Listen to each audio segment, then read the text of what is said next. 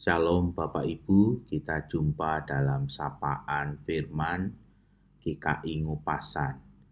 Hari ini tema kita jangan panik.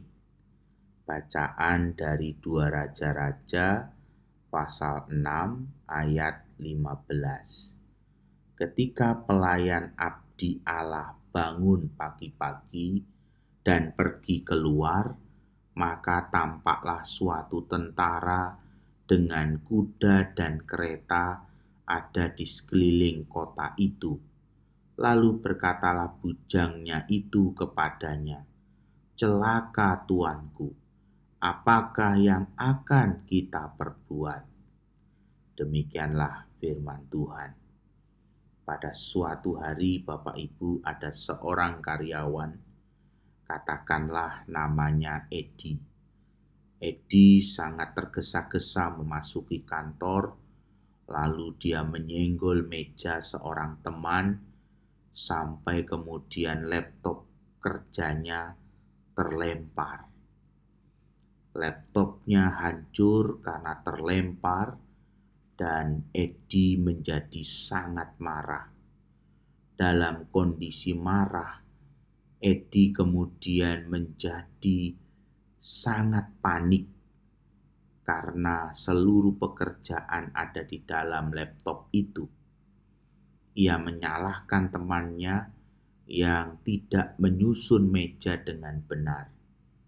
Sikap panik membuatnya overreaktif, sehingga Edi tidak dapat melihat semuanya dengan tenang. Bapak, Ibu, Saudara sekalian kasih Tuhan, bujang Elisa dalam 2 Raja-Raja 6 juga bersikap panik ketika mendapati dirinya dan Elisa tuannya dikepung oleh pasukan Raja Aram. Sikap overreaktif muncul dari kepanikan dan ketakutan, bahkan membuat si bujang Elisa mengeluarkan kalimat putus asa di ayat 15 tadi. Hal itu menghalanginya untuk melihat bahwa pertolongan Tuhan itu ada di sekelilingnya. Sebaliknya, Elisa memiliki kepercayaan yang besar kepada Allah yang dapat diandalkan. Dengan begitu, ia dapat bersikap tenang, bahkan dapat berdoa, meski ia ada dalam situasi yang sama dengan bujangnya. Kepanikan membuat hati kita bergejolak dan tidak dapat berpikir jernih. Dalam kondisi demikian, sangat mungkin kita mengambil tindakan yang salah. Lalu apa yang harus kita lakukan agar tidak panik meskipun kondisi tekanan dan kondisi kacau datang tanpa dapat diduga?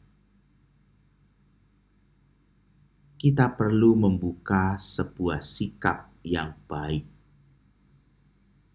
yaitu diam dan tenang di hadapan Allah. Kita ingat juga bagian dari Mazmur 46 ayat 11 yang berkata, "Diamlah dan ketahuilah bahwa Akulah Allah."